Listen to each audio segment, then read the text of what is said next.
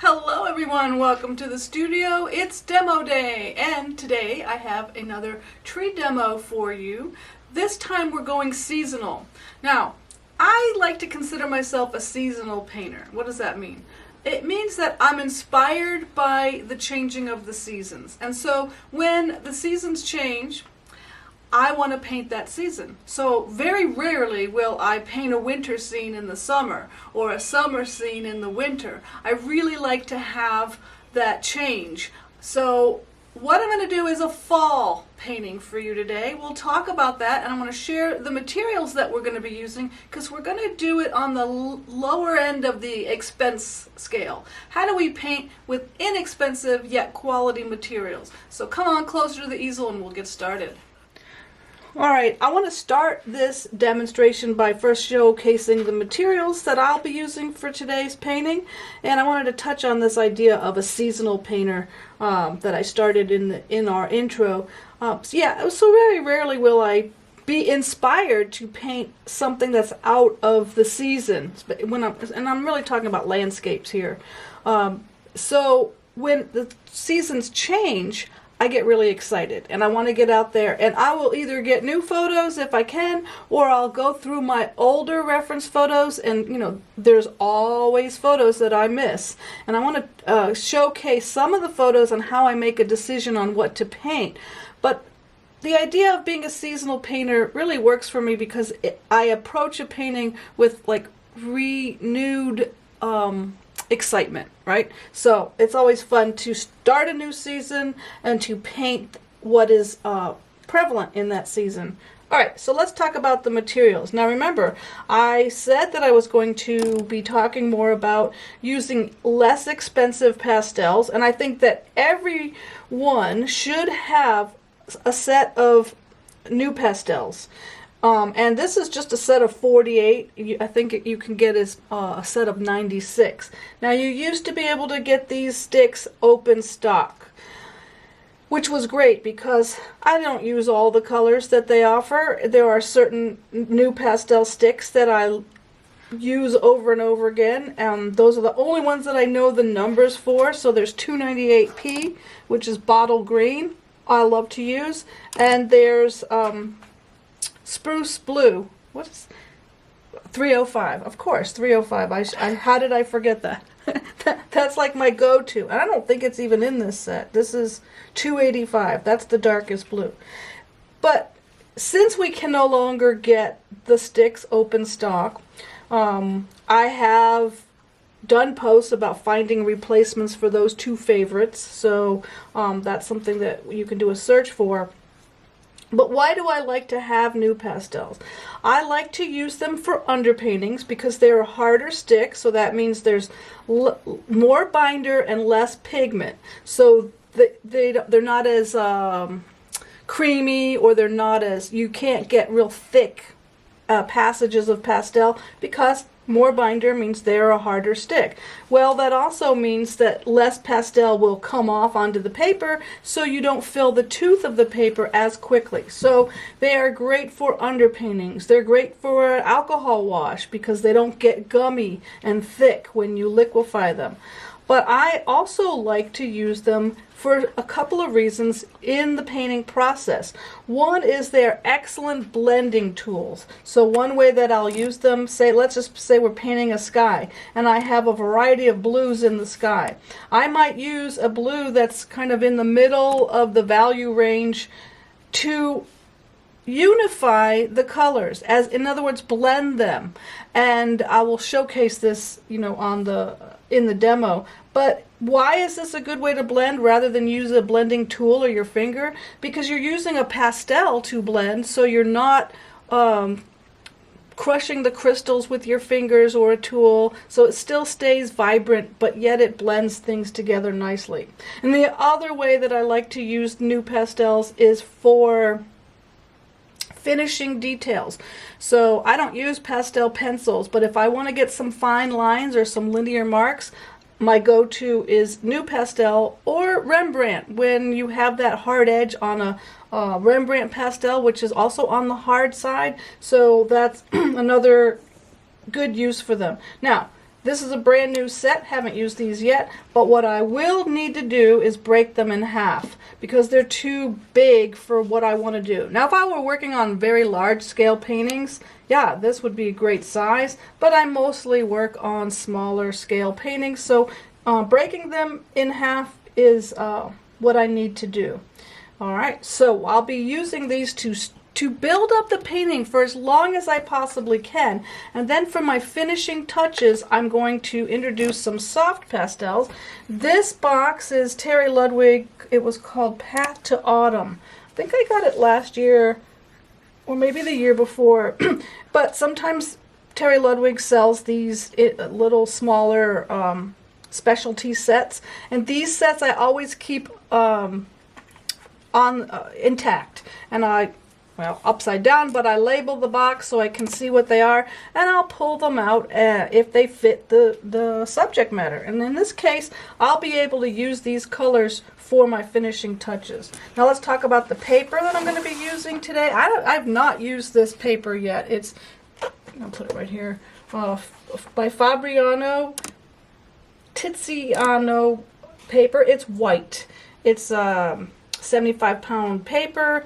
9x12, acid-free, of course. It has a slight texture to it, but it's not sanded. It's an unsanded paper, and it's not that expensive. So I'll put more information about this paper in the write-up of the video, but I'm trying to use unsanded paper and less expensive pastels just to push myself. And I want to say this before I even get started. I know that a lot of times when we're first starting with pastel, we don't want to invest in a lot of materials. It's expensive and we don't know if we're going to like it. So we tend to get less expensive materials such as harder pastels and unsanded paper. The problem is, and we'll see this in the demo, is that it's not the best marriage. And it can be frustrating because we look at other pastel paintings that we admire and we see how textured they are and how much depth there is, and how we have some thicker marks and thinner marks. Well, you can't get that with just inexpensive hard pastels and unsanded paper. So it becomes an exercise in frustration if we don't invest in some more expensive materials. We don't get the results that we see, and then we think it's us. We think, oh, I can't do this. It's not us. It's not you. It's not you at all. It's your materials. So it's kind of a catch-22 situation. I bring this up because I experience this a lot when I'm teaching, when people are starting off, and if I lend you or lend them some expensive pastels or more expensive pastels, seeing the difference, it can be helpful. So, even if you get a small set or a sampler set where you can try different pastel, you will learn so much more and really get more confident. Okay, now we've been looking at my reference photos. Now I want to talk about these. I put 4 different little mini photos up for consideration, and this is something that I'll do when I am painting, not necessarily for a demo, but just for myself. I like to print out several small contact sheet size photos. So I don't work from big photos because I don't want to see every detail, especially when it comes to painting trees. I don't need to see every leaf on the tree, right? I want to just see the big shapes, the darks and the lights, what is my story, what is going to be interesting, and I don't need to see every detail. So I'll tend to print out a bunch of photos, 4, 5, or 6, and then I'll look through them and analyze them. And that's what I want to do with these 4 photos. Now, these 4 photos were taken on a drive through, this was actually Acadia National Park. We went to one autumn. So this wasn't the recent trip we took. This was a couple years ago, several years ago. And it was raining, and it was misty, and it was foggy, and all the moody things that you get in fall. And so we really couldn't even get out of the car. You can see the mirror in my photos. But I'm sharing these with you because a lot of times, and I call these drive-by photos, we can take photos out the window when we're not driving, when we're passengers, of course, and we can use these as good reference photos for paintings. No, they're not going to be photos that you're going to blow up and frame, but they have good information to use for paintings. So don't put your camera down or your phone away if you're a passenger and you're driving through something that is inspiring. Just take those photos and analyze them later. So let's talk about these. My first inclination was I was wanting to paint this one.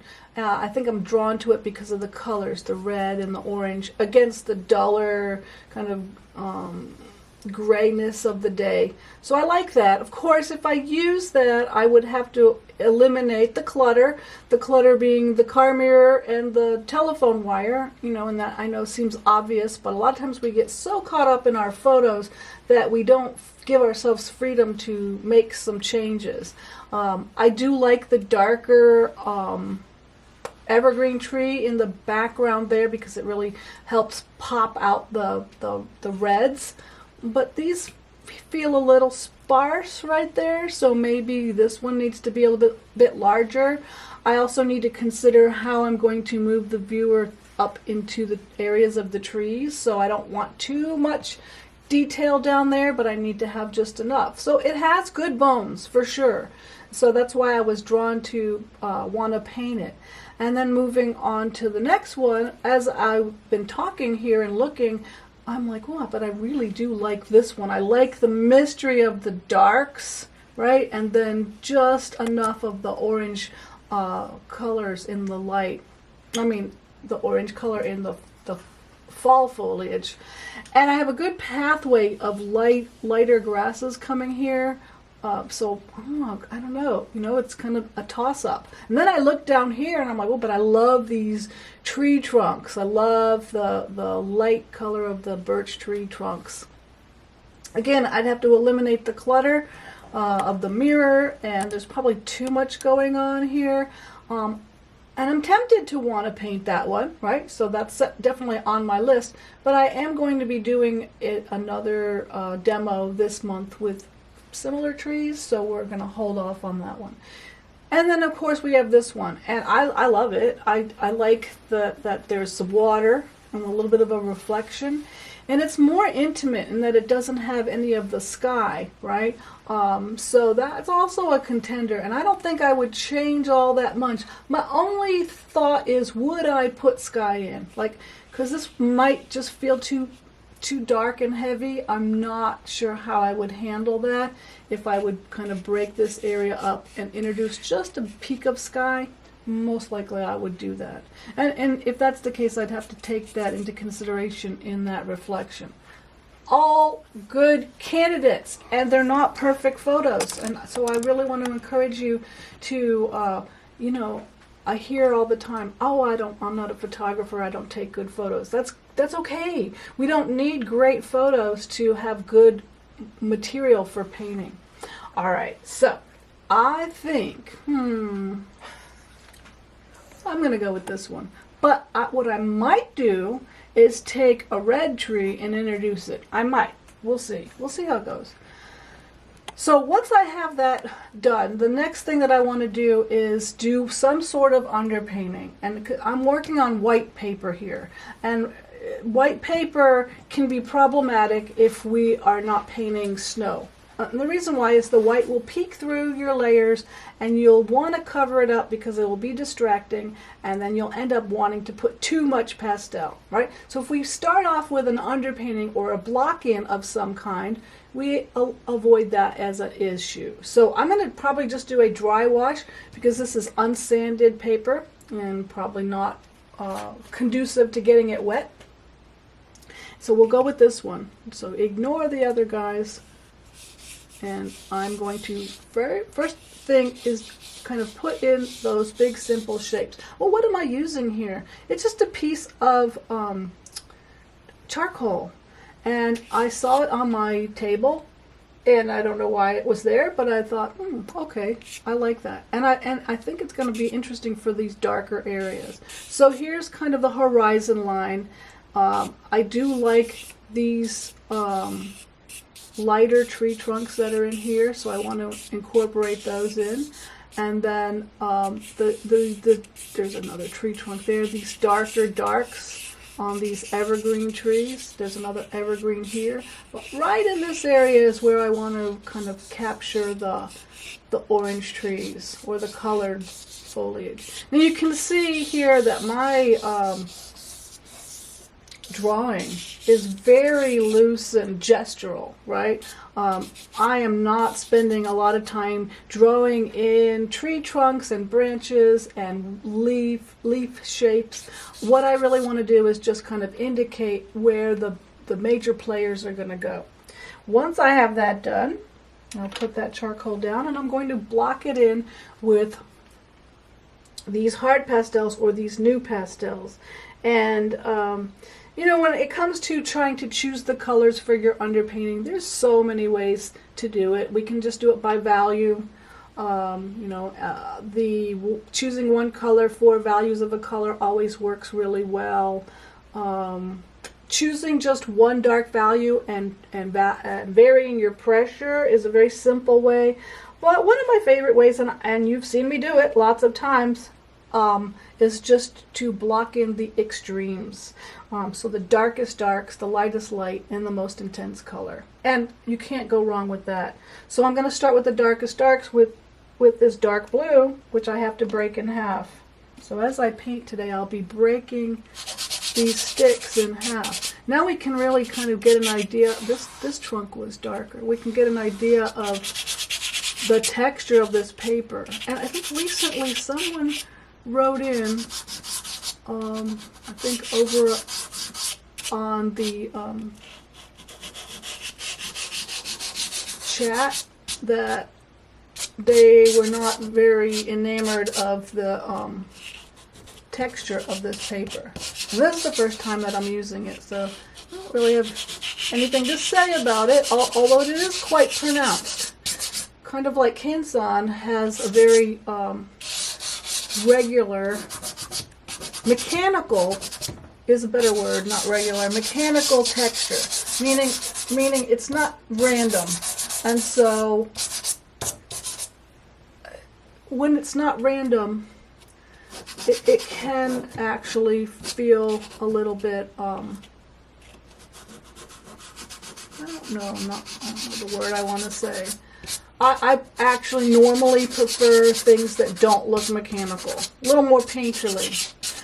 But we can work with a mechanical texture. All right, look what I've done so far with this dark blue. I have done some negative painting around these lighter tree trunks, right? I've put in all the darks where I see the dark shapes. And if I squint my eyes at my photo, it kind of helps pull out those dark shapes. And I'm fairly true to the photo as far as where the trees are located. So that makes it a little bit easier. I'm not moving much around. But I squint and I see those dark shapes. I see the shape of that evergreen tree.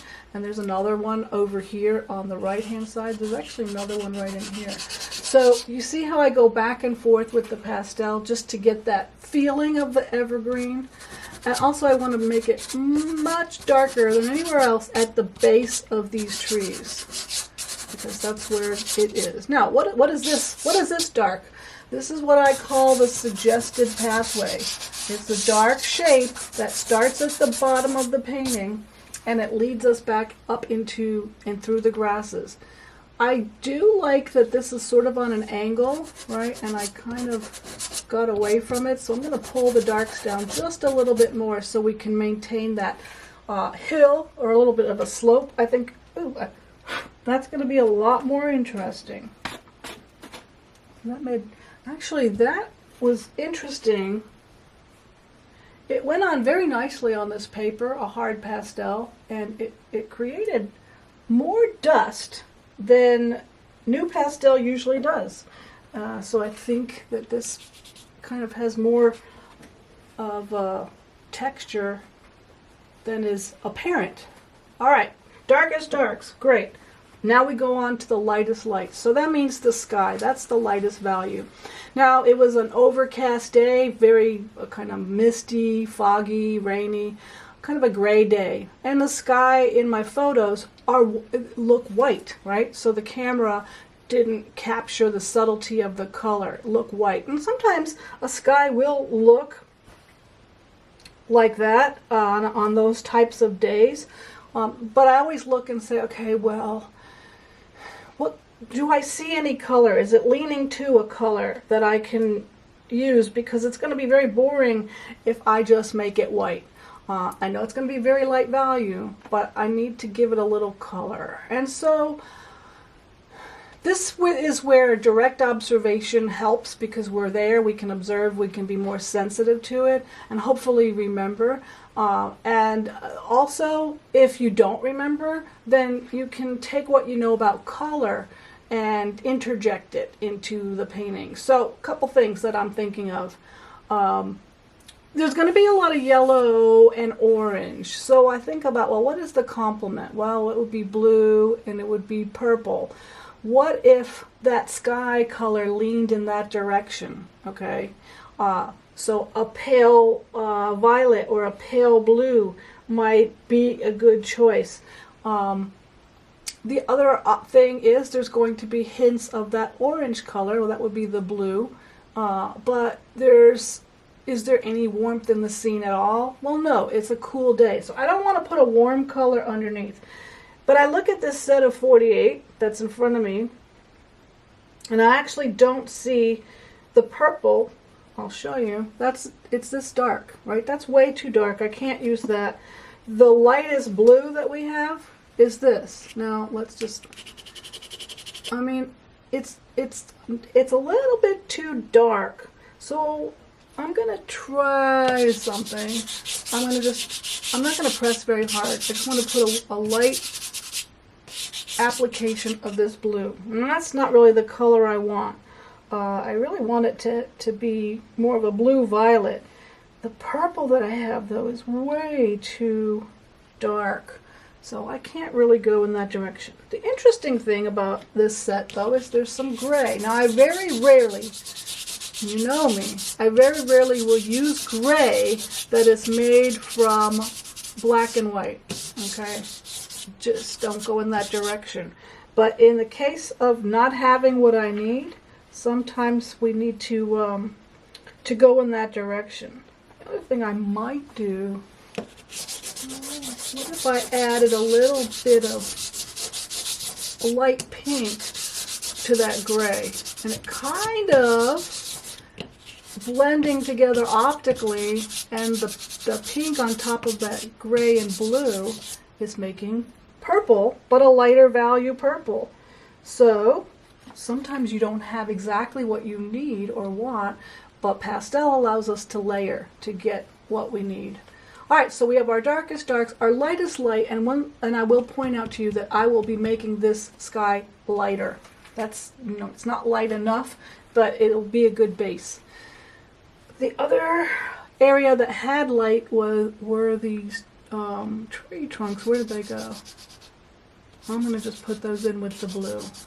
Again, let's talk about tree trunks. We want to make sure, there's another bluer one in here. We want to make sure that they're different shapes, different sizes, different widths, and the spacing in between them are not the same. So we don't want things to be too even. And I'm going to have to probably make some corrections here. I don't know that I like this one leaning. Let's do it now. I don't like this guy leaning in. It just made it look like it's more of a triangle. I don't like that. All right. Darkest darks, lightest light. Most intense color. So the most intense color is that orange that we see in the trees. I'm going to break the orange that I have. And where do we see those orange shapes? There's some right in here. Oh, wow. Look what's happening. This is really interesting. Where I put the orange on top of the blue, it's turning green. it's graying down, it's neutralizing. But that's okay because, and I see some kind of peeking, there's another thing over here. That's okay because this is just the underpainting. In fact, what I think I'll do is go a little bit more, a little bolder with my orange. Look at how bright this orange is, but it's not really translating on the paper. That's okay. This is the underpainting. All right, so that's enough in that area, but we also have some of that orange warm color down below.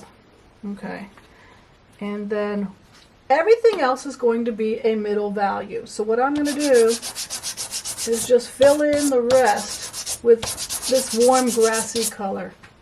Now that I have all of the areas filled in with a color, I'm going to take my trusty piece of pipe insulation and rub it all in. What? Because I want to get rid of all the white spots. Those white spots would be a distraction. And the other thing that's going to happen once I rub all this in is I'm going to be left with an out of focus, very soft underpainting of simple shapes and value. And that's going to allow me to build the painting on top of this. So now this is kind of step one, and we're ready to put I'm going to build more layers with the Nupastels, but then we're going to move to the softer pastels. But I'm going to take another step.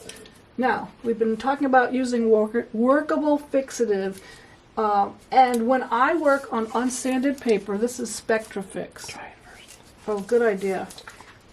Oh yeah, last time I tried this, it didn't work.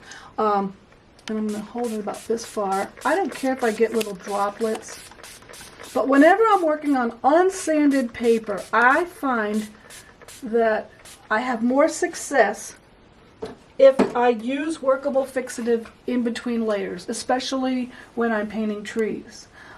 Because it fixes each layer so I can get more layers. It preserves darks usually, and also can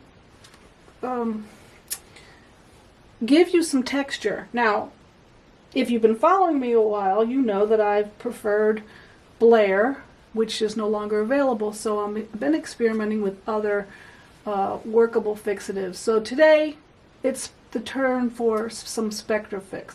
You can see that the paper because I'm getting it wet, is starting to buckle a little bit, but it should dry flat. Now, one of the reasons why I like Blair is because it dried like that immediately. So we're going to have to let this one dry for just a few minutes, but we'll come back and then we'll finish the painting. Alright, it was just a few minutes, and now everything is dry, ready to go. So I'm going to reinforce the dark areas. That's the next step always, reinforce the dark areas. And I realized that the darkest blue that's in this little set of 48 is not really dark enough to get this drama, right? So I went back to another box to pull out the trusty 305 that I mentioned, that's spruce blue, and you can see that it is a darker value than the blue that's in this set, which is it's like 235. The pretty blue, but it just doesn't have that dark power of the 305. I'm just going to go in there and reinforce those darker shapes. This was a darker tree trunk in here. Oh, butterfingers. And I'm going to darken this suggested pathway of dark and this evergreen right in here. Alright, now that I have that, I'm going to add some color to the dark areas. So I'm going to layer some darker values that are, or colors of a darker value that are the similar value of the darks that are in place, but a different color. So here's a darker green. And again, I'm working with this limited set, so that is always a challenge when you don't give yourself access to all of the pastels in your box. And why would you do that? Why would you do that? Well, for me, I like to do it for a challenge, but I also like to do it to showcase for you that we don't always need as many pastels as we think we do. It sometimes makes things easier when we do have them, but it is also a great learning experience to force yourself to work with limited pastels. Alright, do I have any other darks in this set? So the other dark that I have is a dark reddish brown. So that's nice to layer. Now I really do need to keep in mind that I'm working on unsanded paper, so I do have limited availability of tooth. That's a good way to put it. Limited availability to get a lot of layers. I just put in a darker red, so that's enough in as far as darks.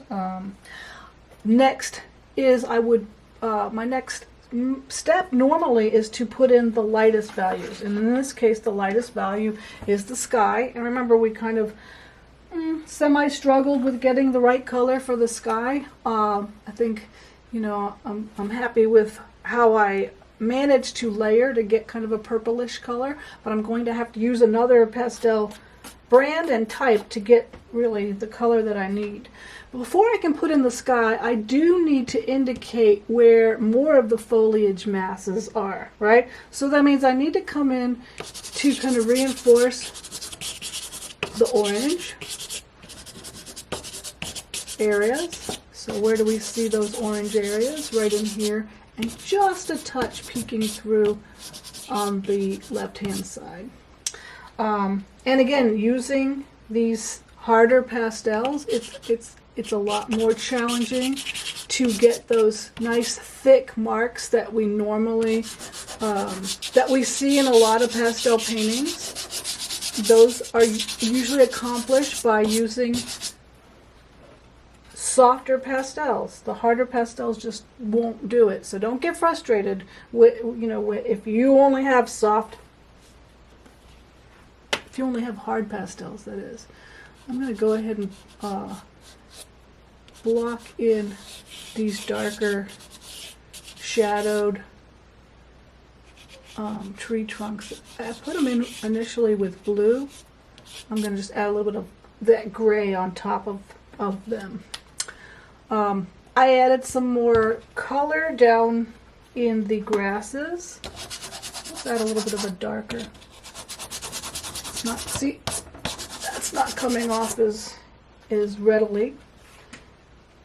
So when that happens, okay, when you are layering and things are just kind of mushing together, slipping around, and you don't see the color is not coming off. There's two things that are happening. Well, one thing is happening. You're filling the tooth of the paper. And so you need to either use workable fixative or move on to a softer pastel. And oftentimes, it's a combination of both. So I'm going to spray it, this time with the rubbing alcohol. I like both, but rubbing alcohol is convenient. And then that dries for just not too long at all. And I'm going to pull out the set of Terry Ludwig Pathway to Autumn. These are really interesting autumn colors. And what I like is you can tell this like immediately how different it is when you put a softer pastel into the mix. It just kind of goes over everything like it was buttery, whereas the harder pastel was just it was wanting to just slip around and not make any marks. There's just a couple of different greens in this set, so I'm just noticing where I have some green. It doesn't have all the bright greens, all the greens that are in the scene. Here's a nice kind of putty green. That really works well for greens that are kind of in the distance, and also in this lighter area of foliage. But where this set is going to really shine is in the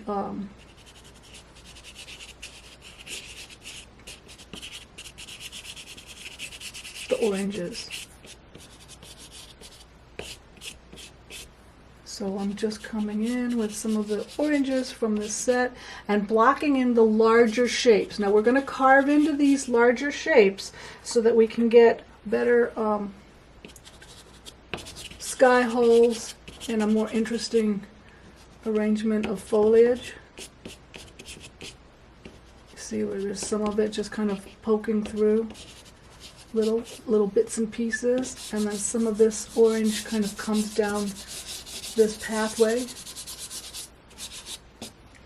And once we have this in place, here's a little bit of a darker reddish. Once we have this in place, we can tend to the sky and get some sky holes happening. And if I were to stick with this set, and I think I will just for the simplicity of this demo, I'm going to use the blue. There's actually 2 or 3 blues that I can use in this set that work really well with the orange. And this is a really beautiful blue-green, right? So it's got the complement of blue in it, and it kind of has that moody quality, rainy day feeling. It's not a bright, intense blue sky. It's a dull sky. There's one a little bit bluer and a little bit darker. All right, so I think that's going to work for our sky color. Now, we are really at the stage where everything is still kind of out of focus, so we need to start getting more of the detail in the areas where we want detail. So I'm going to just kind of reintroduce some of those tree trunks. And then I'm going to take it up to the next level of softness. Because working on unsanded paper, again, you can certainly use workable fixative, and while I'm talking, I'll give it another spray because I'll often do multiple layers. But the softer your pastel, the more readily it will go on the unsanded paper. But I do like to build up all of these layers before I introduce the softest sticks. So I'm going to rub into all this grassy area just to get it kind of soft, out of focus feeling. I think while I'm at it, I'll clean off my brush, which is my finger, and give myself a flat and moody sky. Okay, we've talked about, and I talked about this earlier, sometimes I'll use hard pastels as a blending tool. Let me just show you what I mean by that. If you were to go in and use this to blend rather than your fingers, what would happen is you have a little bit more luminosity. If you use your fingers only, you're crushing the crystals that are in the pastel, and you get a really flat, dull look. And sometimes that's good. Like in this case, a flat, dull look wouldn't be a bad idea. But coming back on top of it with a little bit of a hard pastel can kind of restore that luminosity. All right, so now we have our sky all mushy. We have interesting but nondescript ground. Let's go ahead and use these softer Sennelier half sticks, which are my favorite go-to finishing pastels, to add the finishing touches. So I'm going to just kind of reintroduce some color into these trunks. I think they're a little bit lighter. They're in the shadow too, so I don't want them to be, I don't want too warm of a color. Now look at how easily the pastel went on top of all of the layers that are already here. I need to darken the base. Actually needs to be a little bit darker. So if you are struggling with, that's black, I don't want black. If you're struggling with unsanded papers, look at the pastels that you have. Are they all hard, or do you have really nice, super soft ones? And I think that if you discover that you could use some softer pastels, you're gonna find that you'll have more success with working on unsanded. A combination of workable fixative and softer pastels is a good recipe for success. Now I'm going to come and add some darker green to our evergreens, and also we have some really nice dark green shapes up in here. And notice what I'm doing is I'm just like very lightly putting in large shapes, and the texture of the paper in this case, sometimes we get frustrated with paper that has texture like this, but in this case it kind of looks as though, oh, it looks like leaves, without me having to go in and painting every leaf, right? We're suggesting kind of that fuzzy quality of foliage. This tree right here, though, is a little bit of a brighter green. Let's try this. There we go. And that, there's some of that green down in here as well. And now, let's show how we get the orange to really come alive. I'm going to be shouting with my marks, and I'm making little hints of leaves kind of floating over some of the darker leaves. And I'm pressing very hard, and that's covering up all of that, all of those layers of harder pastels. Notice I've gotten quite a few layers of pastel on this particular painting. I'm going to add some of this yellow in here. And oftentimes what I'll end up doing is now here I've filled the tooth. See what's happening? It's just mushing together. A lot of times it's interesting because you don't really know what it, people say, oh, you're going to fill the tooth. Well, what does that mean? You don't really know until it happens. And then you experience it and like, oh, that's what they mean. So we sprayed that, and then we'll come back and see if we can't revive it. Give it just a second. And we'll come back with a lighter value. And now we can get pastel on top of that fixed area. But oftentimes what I'll end up doing is get all of the, add just a little bit, this is just a slightly lighter value of orange. There's hints of a gold, kind of an ochre color in here as well. I'll pull some of that down in the grass. But oftentimes what I will do is I will just build the painting as far as I can, and then I'll come back with the hard pastels. So let's kind of go full circle and take some of the hard pastels, and now I can come back and knit things together, right? Use it as a blending tool, and also get some finishing touches. So kind of indicate some of those grass marks. There's a little bit of a lighter value, so that really comes out better, right? And so just kind of punch in some of those linear marks to get some of the detail. Now I don't care if some of this area is out of focus, especially around the edges, because this is my focus. And so you want to draw the viewer in, and it's okay if we don't have detail everywhere.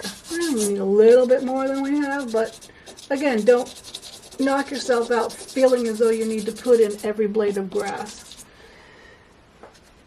So basically, it's at this point that I am taking the time, I see a little bit of brighter green, but taking the time to kind of think about the viewer and how they would see the painting and where the eye would go and where I want to put the clarity and the detail.